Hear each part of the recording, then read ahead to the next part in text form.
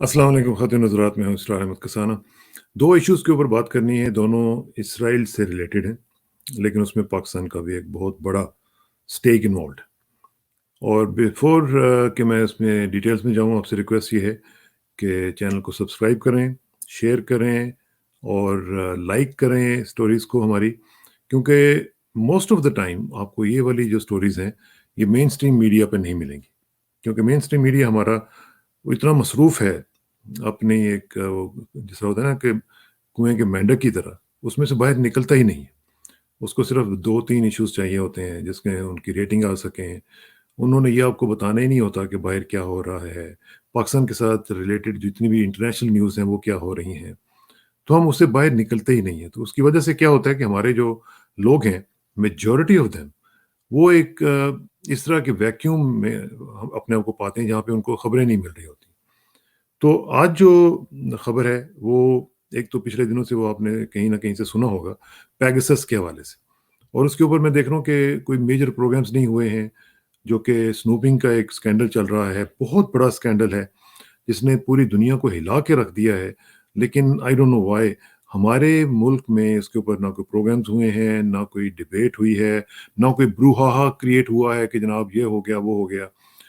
और जो कि जेन्युइन है, अगर वो क्रिएट होता तो वो जेन्युइन होता। इंडिया में आप देखें कि इंडिया में किस तरीके से वहाँ पे लोगों ने इसके ऊपर बातें की हैं, एक इशू बनाया है।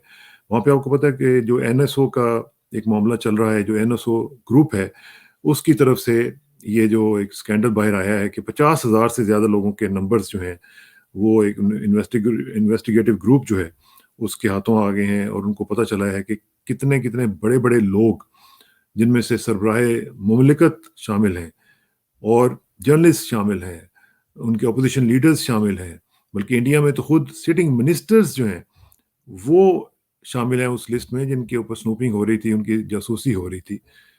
लेकिन हमारे यहाँ प्राइम मिनिस्टर इमरान खान साहब का नाम आया है और इसके अलावा पता नहीं क्या-क्या होगा।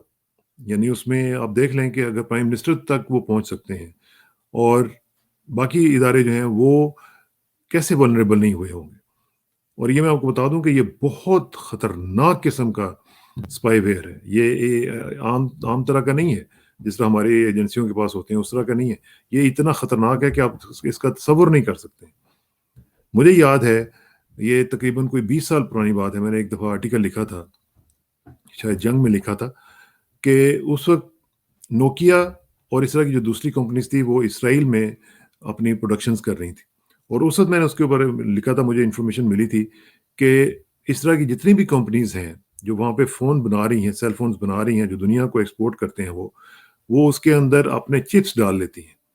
जो वो चिप्स डालती हैं, उन चिप्स के ज़रिए वो जिसको चाहते हैं उसको स्नूपिंग करते हैं, उसकी जासूसी करते हैं और उनके लिए एक वो एक्सेसिबल एक टूल बन जाता है जिसके साथ भी चाहे वो उसको ऑन कर लें।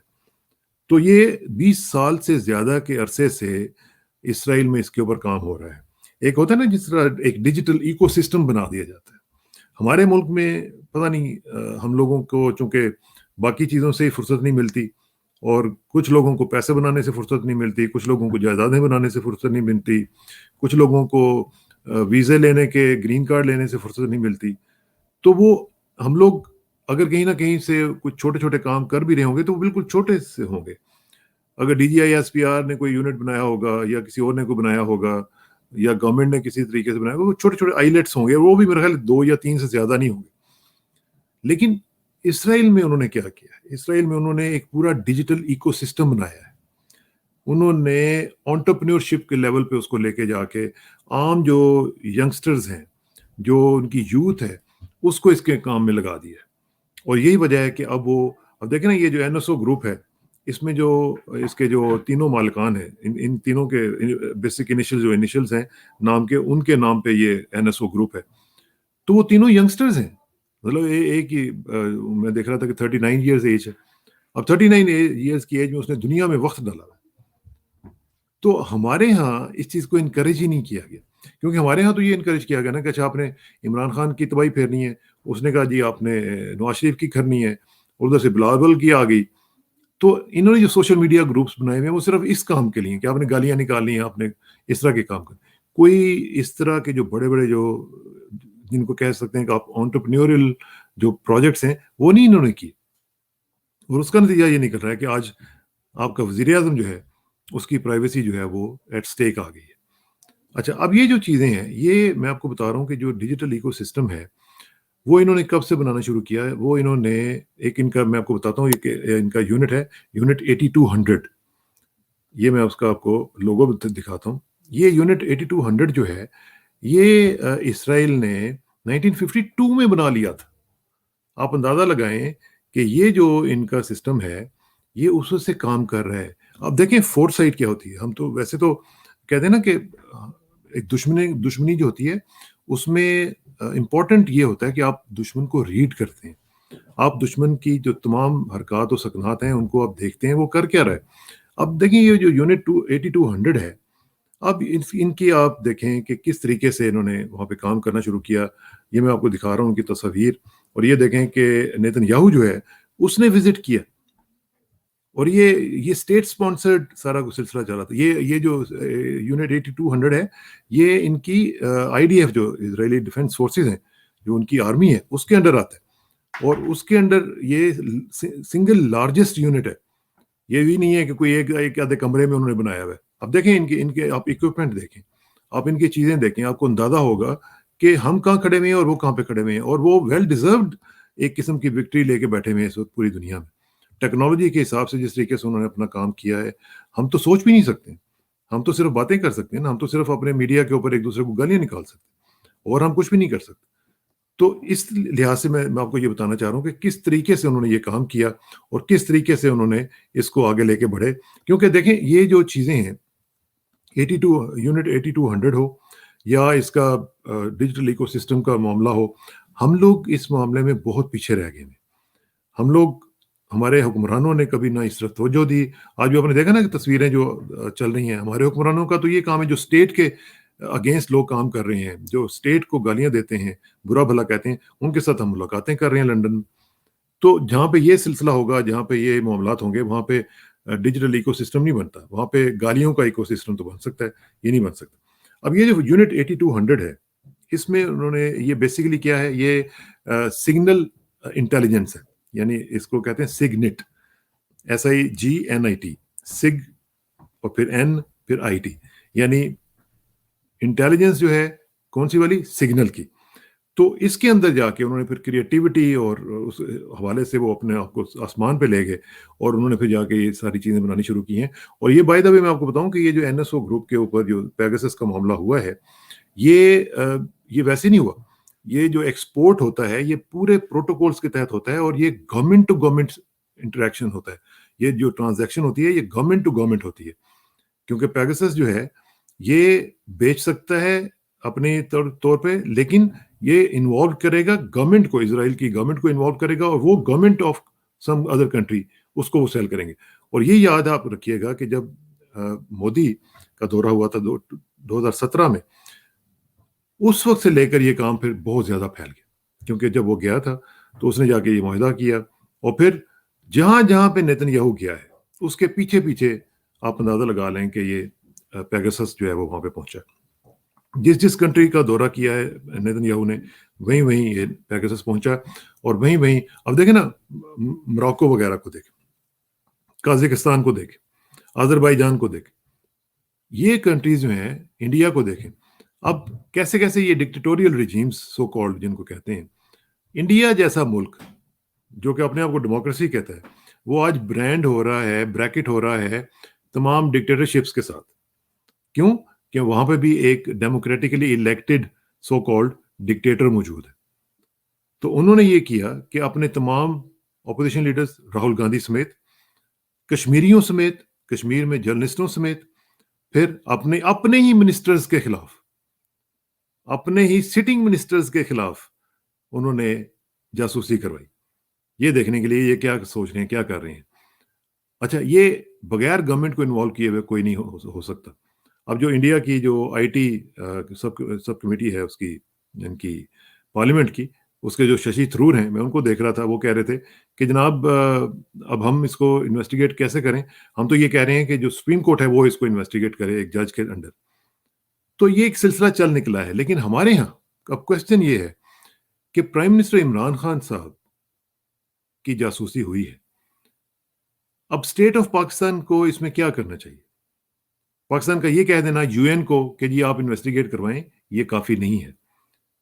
آپ کے پرائم منسٹر صاحب کی سیکیورٹی بریچ ہوئی ہے، اور اگر وہ پہلے بھی ہوئی ہے، یعنی پرائم منسٹر بننے سے پہلے سے لے کر اب تک ہو رہی ہوگی، تو یہ کتنا خطرناک ایک معاملہ ہو سکتا ہے. اور پھر وہ وہاں تک تو نہیں رکے ہوں گے، وہ ہو سکتا ہے اداروں تک بھی پہنچے ہوں.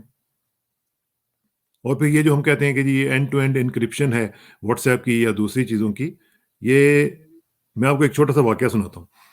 یہ جب انہوں نے بیچنا تھا سعودی عرب کو، تو ان کے لوگ جب گئے سعودی عرب کے لوگوں سے ملے تو انہوں نے کہا جی ہم آپ کو اس کا ڈیمو دیتے ہیں، آپ ایسے کریں، ہمارے سامنے وہاں پہ ایک آئی فون کی دکان ہے، آپ ادھر وہاں پہ جائیں اور ان سے آپ جا کے کہیں کہ میں نے آئی فون خریدنا ہے. آپ ان سے آئی فون لے کے آئیں. پھر وہ گیا بندہ، وہ جا کے ادھر سے نیا آئی فون لے کے آیا، اپنا اس میں نمبر اس نے لیا جو انہوں نے الاٹ کیا اس کو. وہ واپس باہر آیا تو انہوں نے کہا جی کہ ہاں جی آپ کو نمبر مل گیا. انہوں نے کہا جی یہ نمبر ہے. انہوں نے وہ کھولے بغیر، آئی فون کو کھولے بغیر اس کو ہیک کر لیا ہوا تھا. آپ اندازہ لگائیں، وہ اندر سے باہر لے کے آیا، ابھی کھولا نہیں ہے، صرف نمبر لے کے اس نے ڈالا ہے اور اس نے کہا جی کہ اٹس ڈن. تو وہ جو بندہ تھا جو سعودی تھا وہ پاگل ہو گیا. اس نے کہا یہ کیسے ہو سکتا ہے؟ کوئی ای میل نہیں گئی، کوئی کچھ اکاؤنٹس وغیرہ نہیں بنے، کوئی ابھی فون اوپن نہیں ہوا، اینڈ اٹ واز ہیکڈ. یہ اتنا اسٹرانگ سسٹم بنایا ہوا ہے انہوں نے کہ جس میں آپ بچ سکتے ہی نہیں ہیں. تو اگر آپ اس میں بچ سکتے نہیں ہیں تو پھر آپ دیکھیں نا کہ اسٹیٹ ٹو اسٹیٹ ریلیشن شپ میں کیا معاملات چل رہے ہوں گے. تو اس لیے میں یہ جو گزارش کر رہا ہوں اس میں، آج کا جو ولاگ ہے اس میں صرف گزارش میری اتنی ہے آپ سے کہ ہماری جو اسٹیٹ کے انٹرسٹ ہیں ان کو واچ کرنے کے لیے بہت ضروری ہے کہ آپ اپنا کوئی سسٹم بنائیں. چائنیز سسٹم پہ بے شک چلے جائیں، لیکن اپنے آپ کو سیکیور کرنے کی کوشش کریں، کیونکہ مجھے اس وقت لگ رہا ہے کہ ہمارے جو اسٹیٹ سیکرٹس ہیں وہ اس وقت سیکیور نہیں ہیں. آخر میں تھوڑی سی بات میں کر لوں دوسری سٹوری کی، وہ بھی اسرائیل کے متعلق ہے. وہ ہے بین اینڈ جیری جو کہ کمپنی ہے. اس کو آپ مجھے نہیں پتا کہ اس کے اوپر بھی ہمارے میڈیا نے بات نہیں کی ہے. یہ ایک بہت بڑا سکینڈل بن گیا ہوا ہے. ایک کمپنی ہے بین اینڈ جیری جو کہ یونی لیور کی سبسیڈری ہے، جو کہ ادھر اسرائیل میں کام کرتی ہے، آئس کریم بیچتے ہیں. یہ انہوں نے یہ کہا کہ جناب ہم جو آکوپائڈ علاقے ہیں، فلسطینیوں کے جو علاقے قبضہ کر لیے گئے ہیں اسرائیل نے، اس میں ہم یہ والی آئس کریم نہیں بیچیں گے، کیونکہ انہوں نے احتجاج کیا کہ یہ غلط بات ہے. اب دیکھیں اس کی تفصیل میں اس وقت نہیں جاتا کیونکہ ٹائم زیادہ ہو جائے گا، لیکن انہوں نے پھر اسرائیل نے کہا کہ تم نے یہ کیا کیسے، تمہاری مجال کہ تم ایسے سوچ سکو، اور تم نے یہ بات جو کی ہے، انہوں نے اس کو ہاریبل، جس طرح کہتے ہیں نا ہاریبل ایگزامپل بنانے کا ارادہ کر لیا. ان کا پریزیڈنٹ، ان کے پرائم منسٹر، ان کے منسٹرز، اب انہوں نے امریکہ میں 30 سے زیادہ ریاستوں کو یہ کہہ دیا ہے کہ وہ بین اینڈ جیری کے خلاف وہاں پہ کام شروع کریں، بین اینڈ جیری کو بین کریں، بین اینڈ جیری کے متعلق جتنا بھی ہو سکتا ہے اس کی تباہی پھیر کے رکھ دیں گے. اور صرف انہوں نے یہ کہا کہ ہم وہاں پہ آئس کریم نہیں بیچیں گے جہاں پہ آپ نے قبضہ کیا ہوا ہے. مثال کے طور پر میں صرف یہ آپ کو بتا رہا ہوں کہ یہ قومیں وہ ہوتی ہیں جن کو یہ پتا ہوتا ہے کہ ہم نے کام کیسے کرنا ہے. ہم لوگ باتیں صرف بہت کرتے ہیں، ہمارا مقصد صرف یہ ہوتا ہے کہ ہم بس بیٹھیں گے، گپ شپ لگائیں گے اور پھر اٹھ جائیں گے، نشستند و گفتند و برخاستند، اس کے علاوہ کچھ بھی نہیں ہم کرتے. ان کو پتا ہے اپنے غلط سٹینڈز کو بھی مارکیٹ کیسے کرنا ہے. اور اس طرح کی کمپنیز جو بی ڈی ایس کہتے ہیں نا کہ بین، ڈائیویسٹ اینڈ سینکشن، یہ بی ڈی ایس جو ایک موومنٹ چلی تھی ان کے خلاف کہ اسرائیل کو بائیکاٹ کریں، بائیکاٹ کرنے کے اگینسٹ پھر انہوں نے وہاں پہ لاز بنوا دیے ہیں. امریکہ میں 30 سے زیادہ ریاستیں جو ہیں ان میں یہ anti B D S laws کہتے ہیں ان کو، وہ بنوا دیے کہ جو کمپنی یہ کرے گی اسرائیل کے اوپر پابندی لگانے کی یا اس کو ڈائیویسٹ کرنے کی کوشش کرے گی، ان کی پروڈکٹس کا بائیکاٹ کرنے کی کوشش کرے گی، اس کے خلاف پابندیاں لگ جائیں گی. اینٹی بی ڈی ایس یہ ہوتی ہیں زندہ قومیں. یہ ہوتے ہیں وہ لوگ کہ جو آج سے 10-20 سال کی بات سوچ رہے ہوتے ہیں. ہماری طرح نہیں ہے کہ جو ہم کربنگ کر کے اپنے ڈرائنگ رومز میں اٹھ کے باہر آ جاتے ہیں ہاتھ جھاڑ کے اور کچھ نہیں کر پاتے. تو اس لیے میری گزارش صرف آپ سے یہ ہوگی کہ اگر آپ نے کچھ کرنا ہے تو اپنے دشمن کو ریڈ کیجئے. اگر آپ نے ان کو دشمن نہیں بھی کہنا تو کم از کم اپنے جو آپ کے رائیولز ہیں، جو آپ کو پتا ہے کہ آپ کے خلاف سازشیں کرتے ہیں، ان کو ریڈ کریں. جب تک آپ ان کو ریڈ نہیں کریں گے، جب تک آپ کو پتہ نہیں ہوگا وہ کیا کر رہے ہیں، تو آپ اپنی اسٹریٹجیز کیسے بنائیں گے. تو اس لیے آخر میں بس صرف یہی گزارش یہ ہے کہ اپنی آنکھیں کان کھول کے پھر ٹرسٹ کیجیے اور پھر ویریفائی بھی کیجیے، ورنہ معاملات جو ہیں وہ خراب ہو سکتے ہیں. بہت بہت شکریہ، تھینک یو ویری مچ. اور پھر ایک دفعہ گزارش کہ سبسکرائب ضرور کیجیے. بہت شکریہ. السلام علیکم ورحمۃ اللہ وبرکاتہ.